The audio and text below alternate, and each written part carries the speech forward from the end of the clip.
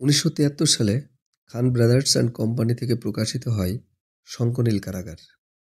এর প্রচ্ছদ এঁকেছিলেন কাইয়ুম চৌধুরী। উপন্যাসটি তিনি উৎসর্গ করেছিলেন তার একান্ত কাছের দুজন মানুষ আহমদ ছফা এবং আনিস সাবেদকে। প্রথম প্রকাশের ভূমিকায় হুমায়ূন আহমেদ লিখেছিলেন। সৌমেনচন্দ্রের লেখা অসাধারণ ছোট গল্প ইঁদুর পড়ার পরেই নিম্ন মধ্যবিত্তদের নিয়ে গল্প লেখার একটি সুতীব্র ইচ্ছা হয়।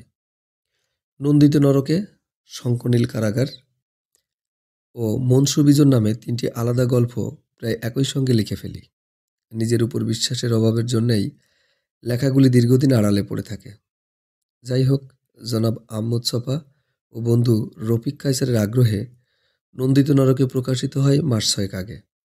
এবার প্রকাশিত হলো শঙ্খনীল কারাগার। শঙ্খনীল কারাগার স্যার হুমায়ূন আহমেদের প্রথম উপন্যাস হলেও এর প্রতিটি পাতায় দক্ষ জীবনশিল্পীর ছোঁয়া পাওয়া যায়। এই উপন্যাসের প্রতিটি চরিত্রকে লেখক অত্যন্ত মমতার সাথে সৃষ্টি করেছেন। উপন্যাসের গল্প বলাতেই লেখক হুমায়ূন আহমেদের মুন্সিয়ানার পরিচয় পাওয়া যায়। সরল ভঙ্গিতে গল্প না বলে তিনি কিছু রহস্যময়তা সৃষ্টি করেছেন এবং রহস্যের উন্মোচন ঘটিয়েছেন উপন্যাসের সমাপ্তিতে। নিম্ন মধ্যবিত্তের জীবন নিয়ে শঙ্খনীল কারাগারের মতো অপূর্ব কোমল উপন্যাস বাংলা সাহিত্যে খুবই কম লেখা হয়েছে। আজকে আমাদের আলোচনার বিষয় হচ্ছে শঙ্খনীল কারাগার। আজ আমরা শুরু করব শঙ্খনীল কারাগার, স্যার হুমায়ূন আহমেদের লেখা। বাসা থেকে নেমেই হকচকিয়ে গেলাম। বৃষ্টিতে ভেসে গেছে সব। রাস্তায় পানির ধারা স্রোত। লোকজন চলাচল করছে না। লাইট পোস্টের বাতি নিভে গেছে। অথচ 10 মিনিট আগেও যেখানে ছিলাম সেখানে বৃষ্টির নামগন্ধ নেই। শুকনো খটখট করছে চারিদিক। কেমন অবাক লাগতে লাগলো। বৃষ্টি এসেছে, ঝুপঝুপ করে একটা ছোট্ট জায়গা ভিজিয়ে চলে গেছে। আর এতেই আশৈশব পরিচিত এ অঞ্চল কেমন ভৌতিক লাগছে। হাতটা ছমছম করছে। রাত 9টাও হয়নি। এর মধ্যেই রশিদের চায়ের স্টল বন্ধ হয়ে গেছে। মডার্ন লন্ড্রিও ঝাঁপ ফেলে দিয়েছে। একবার মনে হলো হয়তো আমার নিজের ঘড়ি বন্ধ হয়ে আছে। রাত বাড়ছে, টের পাচ্ছি না। কানের কাছে ঘড়ি ধরতেই ঘড়ির আওয়াজ ছাপিয়ে মন্টুর গলা শোনা গেল। রাস্তার পাশে নাপিতে যে সমস্ত ছোট ছোট টুল কাঠের বাক্স থাকে তার একটাই জড়সড় হয়ে বসে আছে। আলো ছিল না বলেই এতক্ষণ নজর পড়েনি। চমকে বললাম, মন্টু, কি হয়েছে রে? কিছু হয়নি। স্পঞ্জের স্যান্ডেল হাতে নিয়ে মন্টু টুল বাক্স থেকে উঠে এলো। কাদায় পানিতে মাখামাখি। ধরা গলায় বলল, পা পিছলে পড়েছিলাম। স্যান্ডেলের ফিতে ছিঁড়ে গেছে। এত রাতে বাইরে কি করছিলি? তোমার জন্য বসেছিলাম। এত দেরি করছো কেন? বাসায় কিছু হয়েছে মন্টু? না, কিছু হয়নি। মা আমাকে বাড়ি থেকে বের করে দিয়েছে। বলেছে ভিক্ষে করে খেতে। মন্টু শার্টের লম্বা হাতায় চোখ মুছতে লাগলো। টুনুদের বাসায় ছিলাম। টুনুর মাস্টার এসেছে, এজন্য এখানে বসে আছি। কেউ নিতে আসেনি। রাবেয়া আপা এসে 4 আনা পয়সা দিয়ে গেছে।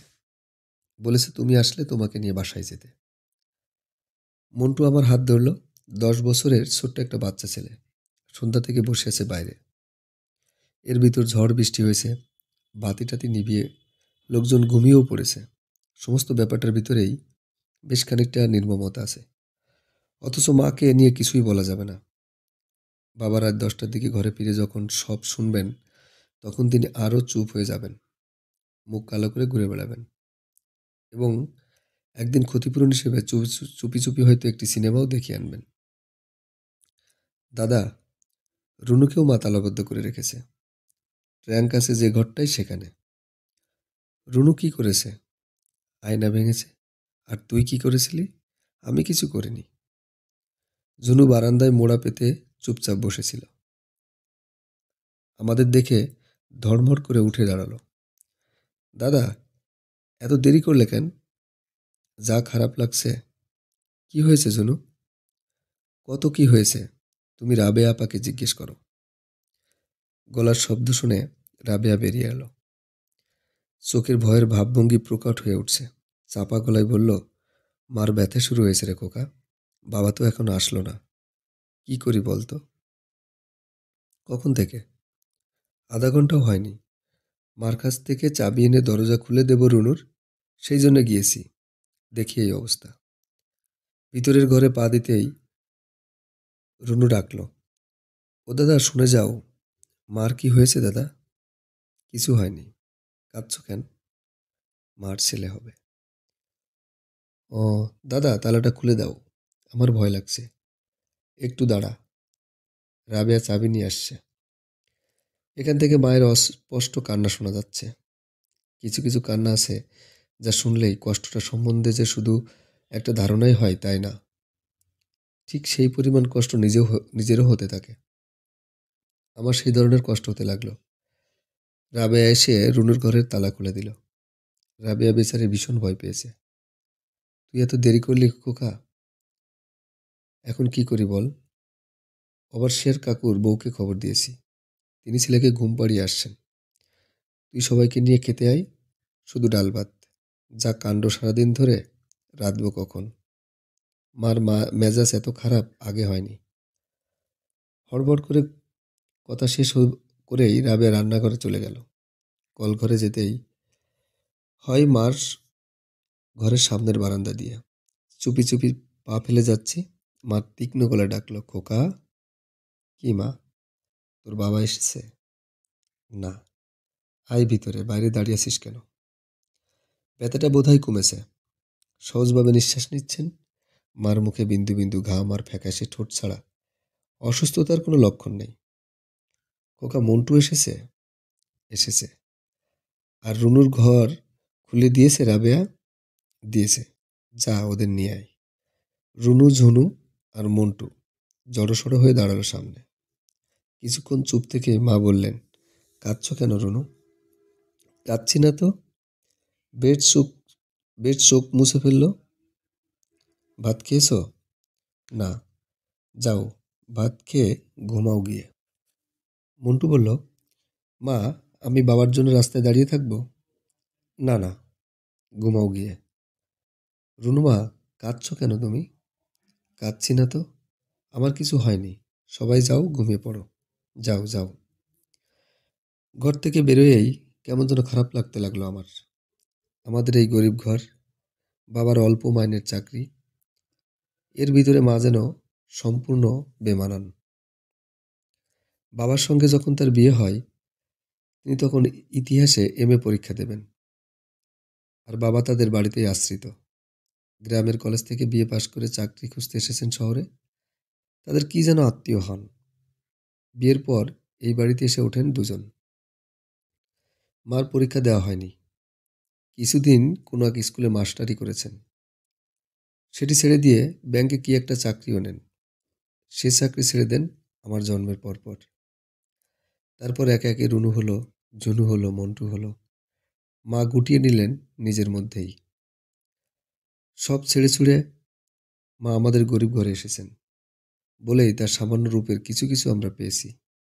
তার শৈশব লালিত রুচির কিছুটা সঞ্চারিত হয়েছে আমাদের মধ্যে।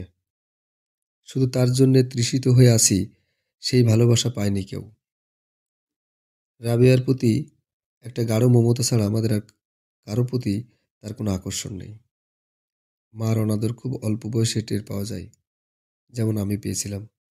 রুনু ঝুনুও নিশ্চয়ই পেয়েছে, অথচ আমরা সবাই মিলে মাকে কি ভালোই না বাসি। উকিল সাহেবের বাসায় টেলিফোন আছে, সেখান থেকে ছোট খালার বাসায় টেলিফোন করলাম। ছোট খালা বাসায় ছিলেন না। ফোন ধরল কিটকি। কি হয়েছে বলেন খোকন ভাই? মার শরীর ভালো নেই। কি হয়েছে খালার?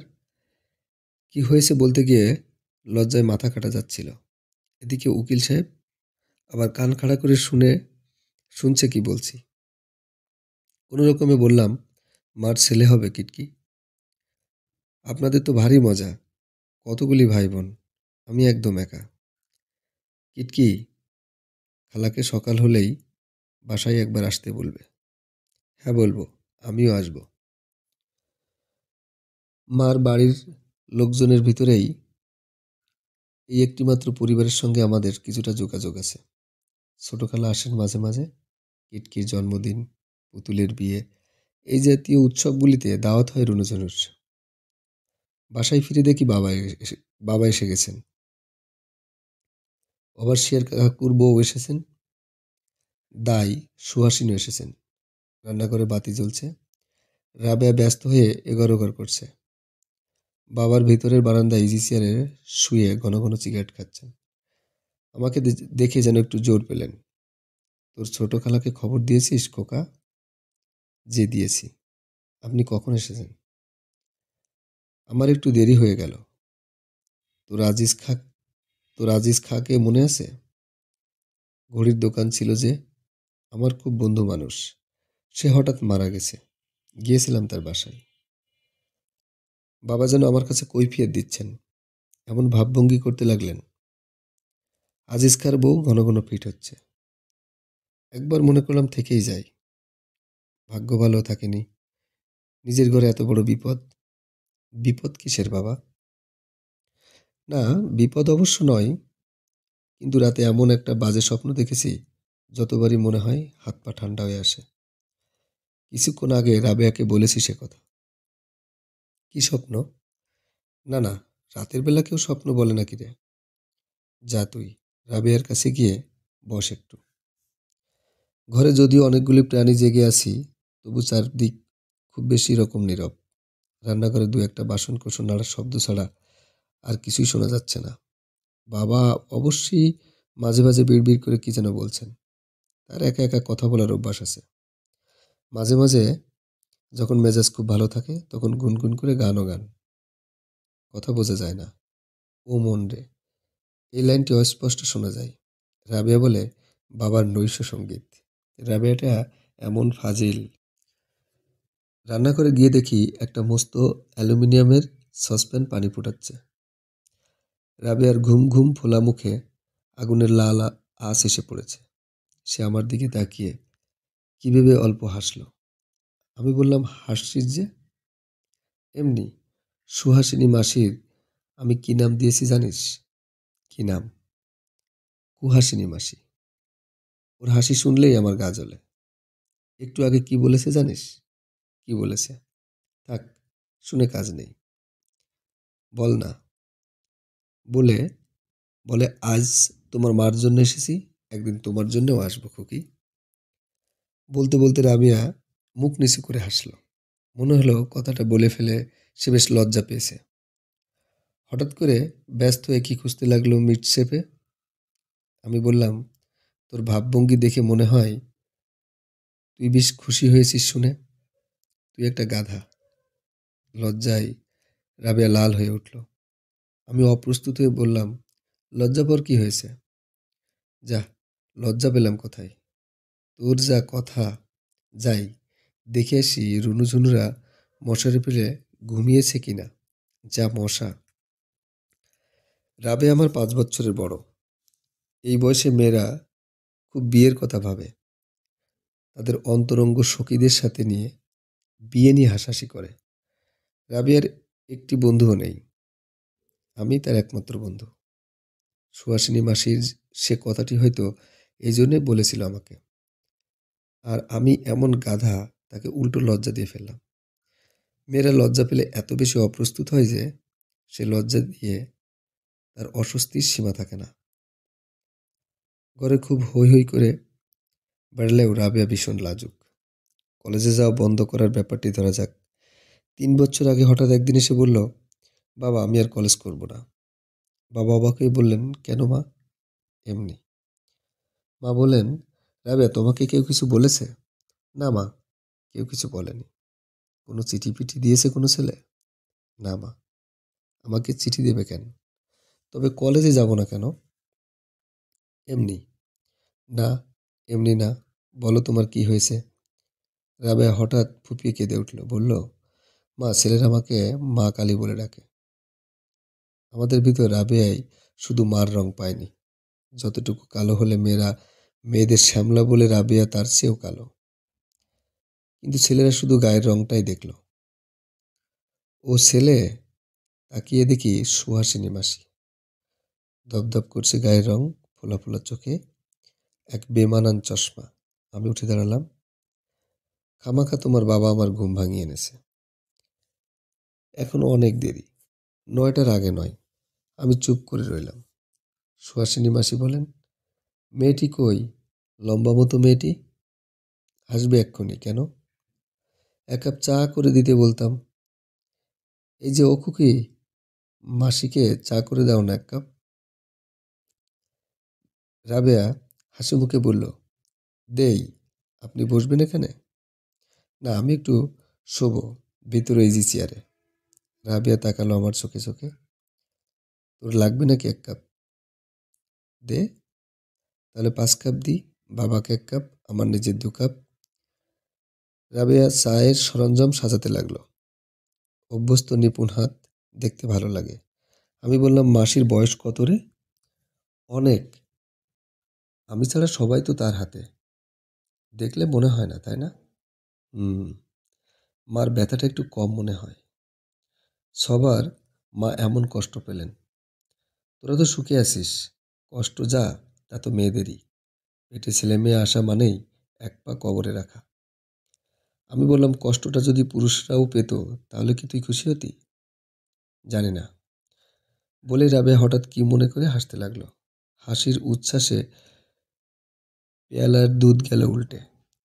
আঁচল খসে পড়ল মেঝেই। অবাক হয়ে বললাম, হাসির কি হয়েছে? এত হাসছিস কেন? একটা গল্প মনে পড়েছে, তাই হাসছি।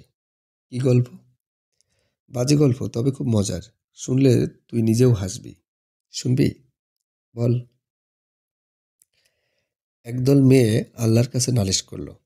তাদের বক্তব্য, ছেলে মেয়ে হওয়ার ব্যাপারটা শুধু মেয়েদের হবে কেন? এবার থেকে ছেলেদেরও হতে হবে।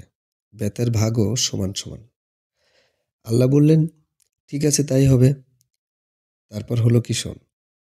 মেয়েদের এই দলটির যিনি প্রেসিডেন্ট ছিলেন, তার ব্যথা শুরু হলো। কিন্তু কি আশ্চর্য, স্বামী বেচারা দিব্যি ঘুরে বেড়াচ্ছে, কোনো ব্যথা ফেথা নেই। এদিকে তাদের বাড়ির ড্রাইভার ছুটির দরখাস্ত করেছে, তার নাকি হঠাৎ ভীষণ ব্যথা শুরু হয়েছে পেটে। তারপর তারপর আবার কি? মেয়েরা বলল, আল্লাহ, তোমার পায়ে পড়ি, ব্যথার ভাগাভাগি আর চায় না। আমাদের কষ্ট আমাদেরই থাক। তুই হাসলি না একটুও? আগে শুনেছিস নাকি? না। তবে নোংরা গল্প, তাই হাসলাম না। ও। রাবেয়া চায়ের পেয়ালা হাতে বেরিয়ে গেল। সে খুব অপ্রস্তুত হয়েছে, চোখ লজ্জায় ভিজে উঠেছে। আমার খারাপ লাগতে লাগলো। অন্য সময় হলে ওই গল্পেই প্রচুর হাসতাম। আজ পারিনি। হয়তো মায়ের কথা ভাবছিলাম। চায়ের পেয়ালা হাতে বারান্দায় এসে দাঁড়াতেই দেখি মন্টু গুটি গুটি পায়ে বেরিয়ে এসেছে। কিরে মন্টু, ঘুম আসছে না দাদা? কেন? রুনু ঝুনু ঘুমিয়ে পড়েছে। আমার একা একা ভয় লাগছে। কিসের ভয়? ভূতের।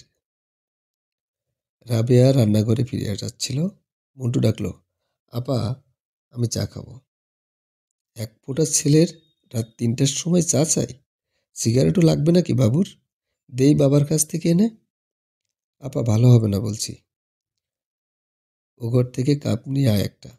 দেখিস, ফেলে দিয়ে একাকার করিস না। ভোর হয়ে আসছে, কাক ডাকছে। মুরগির ঘরে মুরগিগুলি সারা শব্দ দিচ্ছে। চাঁদের আলোও ফিকে হয়ে এসেছে। দাঁড়িয়ে দাঁড়িয়ে ভোর হওয়া দেখছি। ভিতরের ঘর থেকে বাবা বেরিয়ে এলেন। ভীত গলায় ডাকলেন, খোকা। যে, তোর মাকে মনে হয় হাসপাতালে নিয়ে যাওয়াই ভালো।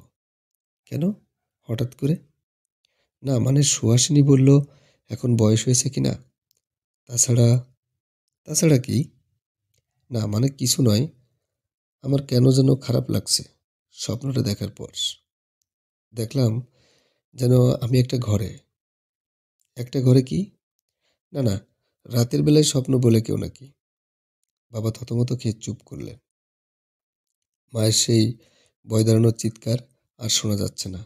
কোথা থেকে 2টি বিড়াল এসে ঝগড়া করছে। অবিকল শিশুদের কান্নার মতো আওয়াজ। বাবা বললেন, খোকা, আমি হাসপাতালে গিয়ে অ্যাম্বুলেন্স খবর দেই। আপনার যেতে হবে না, আমিই যাই। বরং পাশের বাড়ি থেকে ফোন করে দেই। না না, ফোন করলে কাজ হবে না, আসতে দেরি করবে, বাসা চিনবে না, অনেক ঝামেলা হবে, তুই থাক। বাবা চাদর গায়ে দিয়ে বেরিয়ে গেলেন। এত রাতে রিক্সা টিক্সা কিছুই পাওয়া যাবে না, হেঁটে হেঁটে যেতে হবে। আমি ইজি চেয়ারে চুপচাপ বসে রইলাম। যে শিশুটি জন্মাবে সে এত আয়োজন, এত প্রতীক্ষা ও যন্ত্রণার কিছুই জানে না। এই জাতীয় চিন্তা হতে লাগলো। অন্ধকার মাতৃগর্ভের কোনো স্মৃতি কারো মনে থাকে না। যদি থাকতো তবে কেমন হতো সে স্মৃতি কে জানে। জন্মের সমস্ত ব্যাপারটাই নোংরা। রাবে এসে দাঁড়ালো আমার কাছে, নিচু গলায় বলল, খোকা, বাবা কি হাসপাতালে গেছেন? হ্যাঁ। বাবা খুব ভয় পেয়েছেন না রে? পেয়েছেন। আমারও ভয় লাগছে খোকা। ভয় কিসের? আমি কিছুতেই বিয়ে করব না, দেখিস তুই। মা গো, কি কষ্ট। মায়ের কাছে গিয়েছিলি রাবেয়া? হ্যাঁ। মা কি করছে? চিৎকার করছেন না? চিৎকার করার শক্তি নেই, খুব কষ্ট পাচ্ছেন। কি বাজে ব্যাপার। হুম। মাসি কি করছে? ঘুমাচ্ছে। বাজানোর মতো নাক ডাকছে। মেয়ে মানুষের নাক ডাকা কি বিচ্ছিরি। বাঁশির সুর আওয়াজের মতো তালে তালে বাজছে, ঘেন্না লাগে। মসজিদ থেকে ফজরের আজান হলো। ভোর হয়ে আসছে। অ্যাম্বুলেন্স আসলো 6টার দিকে। ড্রাইভারটা মুস্কো জওয়ান, সঙ্গের হেল্পার দুটার গুন্ডার মতো চেহারা। হইচই করে ট্রেসার বের করলো তারা। সাত সকালে অনেক লোকজন জড়ো হয়ে গেল। পাড়ার মেয়েদের প্রায় সবাই এসেছে। উকিল সাহেবের বউ আমাকে ইশারায় ডাকলেন, খোকা, তোর মার অবস্থা নাকি খুব খারাপ। হেড ক্লার্কে বউ বউ বললেন, না তেমন কিছু নয়, দেখে আসুন না গিয়ে। এই যাচ্ছি, বলে তিনি অ্যাম্বুলেন্সের ভিতরটা দেখতে চেষ্টা করতে লাগলেন। হেড ক্লার্কের বউ এসেছেন, তার সঙ্গে একটি সুন্দর মতো মেয়ে। কম বেশি কয়েকজন ছেলে মেয়ে দেখি হৃষ্ট চিত্তে ঘুরে বেড়াচ্ছে। মন্টু ভীষণ ভয় পেয়েছে। আমার একটা হাত শক্ত করে ধরে রেখেছে। মাঝে মাঝে সে যে কাঁপছে তা বুঝতে পারছি। রুনু আর জুনুকে দেখছি না। রাবেয়া উঠানের মাঝখানে দাঁড়িয়ে আছে একা একা। মন্টু বলল, দাদা তোমাকে ডাকছে। কে? আবার শের কাকু। মন্টুর হাত ধরে ওপাশে গেলাম। হয়তো হাজারো কথা জিজ্ঞেস করবেন। পুরুষ মানুষের মেয়েলি কৌতূহল বড় খারাপ লাগে। অবশ্যের কাকু খালি পেয়ে দাঁড়িয়েছিলেন। আমাকে দেখে বললেন, খোকা, তোমাকে একটু ডাকছিলাম। কি জন্যে চাচা? না মানে তেমন কিছু নয়। ঘুম থেকে উঠে অ্যাম্বুলেন্স দেখে মানে ধরো তো খোকা, মাসের শেষ কত রকম দরকার হয়। লজ্জা করো না শোনা, রাখো। কথা বলবার অবসর না দিয়ে চাচা সরে গেলেন। ওই দিকটায় হইচই হচ্ছে। ট্রেসারে করে মাকে তুলছে গাড়িতে। ছুটে গেলাম। বাবার সঙ্গে কে যাচ্ছে? আমি আর তোর সুহাসিনী মাসি। রাবেয়াকে নিয়ে যান। না না, ও ছেলে মানুষ। খোকা, তোর ছোট খালাকে খবর দিস। গাড়ি স্টার্ট নিতেই বাবা আবার ডাকলেন, খোকা, ও খোকা, তোর মা ডাকছে, আয় একটু। গাড়ির ভিতর আবছা অন্ধকার। গলা পর্যন্ত চাদর জড়িয়ে মা পড়ে আছেন। সারা শরীর কেঁপে কেঁপে উঠছে এক একবার। মা নরম স্বরে বললেন, খোকা, আয় এদিকে। অস্পষ্ট আলোয় চোখ পড়ল যন্ত্রণার।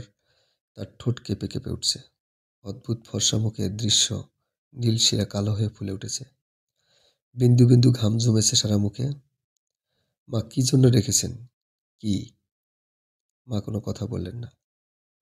বাবা বললেন, দেরি হয়ে যাচ্ছে খোকা, তুই নেমে যা। আমিও সঙ্গে যাই বাবা। না না, তুই থাক, বাসায় ওরা একা। নেমে যা, নেমে যা।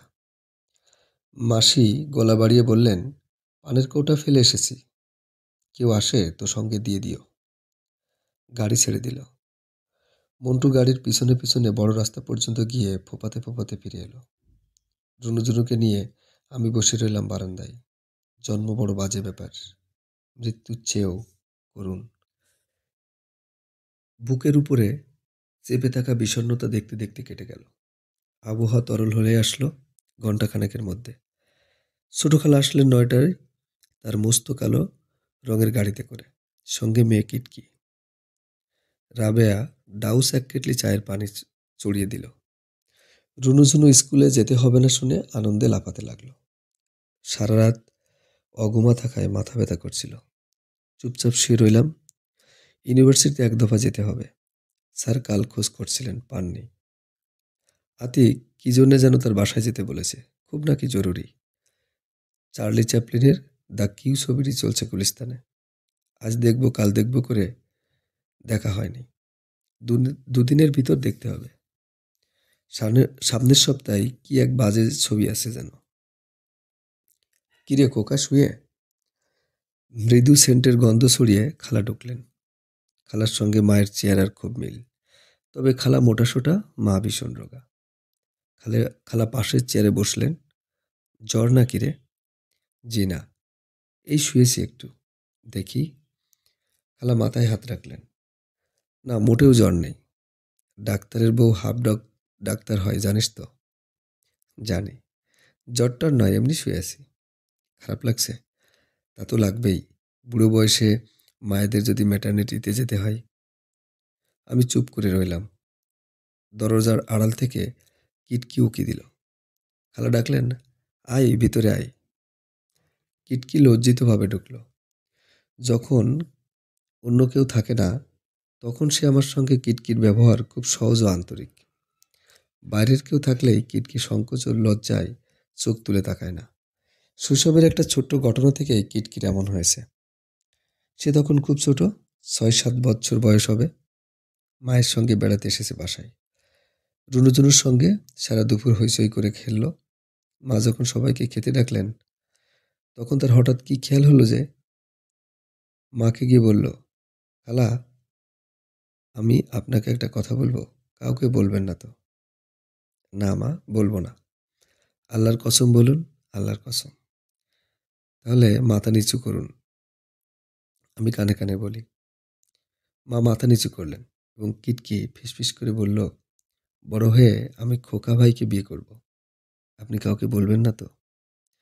মা কিটকির কথা রাখেননি, সঙ্গে সঙ্গে সবাইকে বলে দিয়েছেন। যদিও সুদূর শৈশবের ঘটনা, তবু স্থানে অস্থানে এই প্রসঙ্গ তুলে বেচারিকে প্রচুর লজ্জা দেওয়া হয়।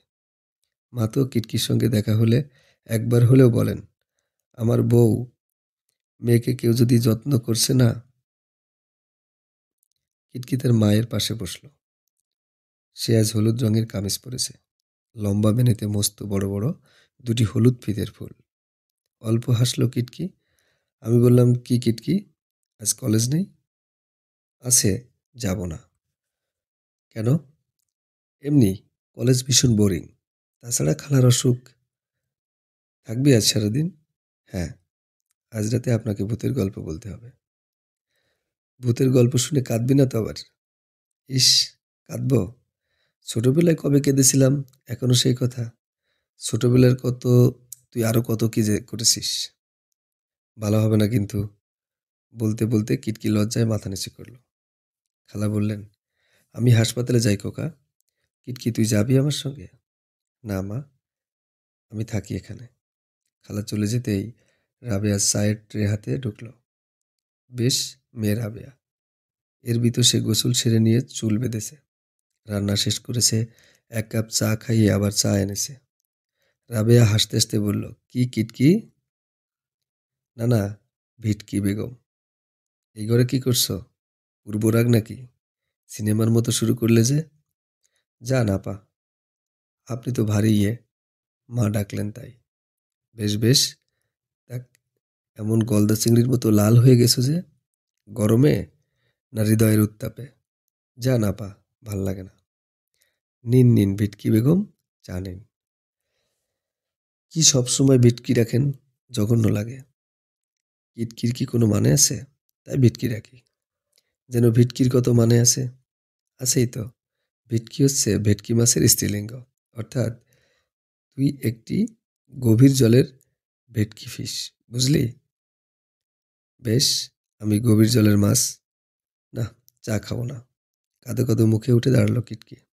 কাউকে কিছু বলার অবসর না দিয়ে ঝড়ের মতো বেরিয়ে গেল। রাবেয়া হেসে উঠল হো করে। বলল, বড় ভালো মেয়ে। হুম, একটু অহংকার আছে, তবে মনটা ভালো। তাই নাকি? হ্যাঁ, আমার ভীষণ ভালো লাগে। আর আমার মনে হয় কি জানিস? কি মনে হয়? মনে হয় মেয়েটির শৈশবে তোর দিকে যে টান ছিল তা যে এখনো আছে, তাই নয়, চাঁদের কলার মতো বাড়ছে। তোর যত বাজে কথা। রাবিয়া বলল, মেয়েটির কথা ছেড়ে দেই। তোর যে ১৬ আনার উপর ২ আনা ১৮ আনা টান, তাতে কোনো সন্দেহ নেই। টান, কান টান লাল করে একেবারে টমেটো হয়ে গেছিস। আচ্ছা গাধাতে তুই। রাবেয়া হাসতে হাসতে ভেঙে পড়ল। রুনু এসে ঢুকলো খুব ব্যস্তভাবে, হাতে একটা লুডো বোর্ড। কিরে রুনু, কিটকি আবার কি হয়েছে? কেন চুপচাপ বসে আছে? আগে বলেছিল লুডো খেলবে, এখন বলছে খেলবে না। রাবেয়া উঁচু গলায় হাসলো আবার। রুনুকে বললাম, রুনু, মন্টু কোথায়? মন্টুকে দেখছি না তো। মন্টু হাসপাতালে গেছে। হাসপাতালে? কার সঙ্গে গেল? খালার সঙ্গে। না, একাই গেছে। তার নাকি খুব খারাপ লাগছিল, তাই একাই গেছে। কোন হাসপাতাল চিনবে কি করে? চিনবে, তার স্কুলের কাছেই। চাটা খেয়ে গিয়েছে? না, খায়নি। রাবেয়া শুয়ে শুয়ে পা দোলাচ্ছিল। হঠাৎ কি মনে করে উঠে বসলো। খোকা, তুই বাজি রাখতে চাস আমার সঙ্গে? কি নিয়ে বাজি? মার ছেলে হবে নাকি মেয়ে হবে, এই নিয়ে। রাবেশ, আহ, রাখ না একটা বাজি। তোর কি মনে হয় ছেলে হবে? আমার কিছু মনে হয় না। আহ, বল না একটা কিছু। ছেলে। আমার মনে হয় মেয়ে। যদি ছেলে হয় তবে আমি তোকে একটা সিনেমা দেখার পয়সা দিব। আর মেয়ে হলে তুই কি দিবি আমাকে? কি বাজে বকছিস, ভাল লাগে না। বল না কি দিবি, প্লিজ বল। ক্লাস শেষ হলো ১:৩০। আতিক ছিল না, টেনে নিয়ে গেল তার বাসায়। একটি মেয়ে নাকি প্রেমপত্র লিখেছে তার কাছে। সত্যি মেয়েটি লিখেছে না কোনো ছেলে ফাজলামি করেছে, তাই ভেবে পাচ্ছে না। তার আসল সন্দেহটা আমাকে নিয়ে। আমি কাউকে দিয়ে লেখাইনি তো। যতবার বলছি আজ ছেড়ে দাও, আরেকদিন কথা হবে, আমার একটু কাজ আছে, ততই সে চেপে ধরে। উঠতে গেলেই বলে, কি এমন কাজ বল? কি যে কাজ তা আর আমরা বলতে পারি না লজ্জায়। অস্বস্তিতে ছটফট করি। বাসায় ফিরতে ফিরতে বিকেল। আমাকে দেখেই অবশ্যের কাকু দৌড়ে এলেন। খোকা, তোমার মার অবস্থা বেশি ভালো নয়, সবাই হাসপাতালে গেছে। তুমি কোথায় ছিলে? যাও, তাড়াতাড়ি চলে যাও। রিক্সা ভাড়া আছে? আমার পা কাঁপতে লাগলো। আচ্ছন্নের মতো রিক্সায় উঠলাম। সমস্ত শরীর টলমল করছে। কালো মতো একটি মেয়ে কাঁদছে। কি হয়েছে তার কে জানে। রাবেয়া বাবার হাত ধরে রেখেছে। রুনুঝুনুকে দেখছি না। বাচ্চা বোনটা কাঁদছে ট্যাটা করে। খালা কোলে করে আছেন তাকে। খালা বলেন, দেখ খোকা, কি সুন্দর ফুলের মতো বোন হয়েছে। হ্যাঁ, খুব সুন্দর ফুলের মতো বোন হয়েছে একটি। আর আমাদের আশ্চর্য ফর্সা, ভীষণ রোগা মা হাইফোরেপস ডেলিভারিতে অপারেশন টেবিলে চুপচাপ মারা গেছেন।